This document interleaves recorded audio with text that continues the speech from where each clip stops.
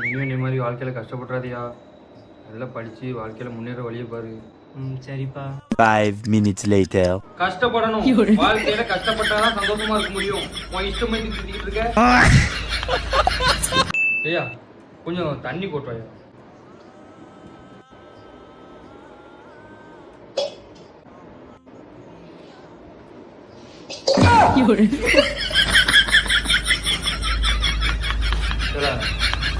தண்ணி போட்டு வந்து ஓரமா இருக்கிறத ஐயா.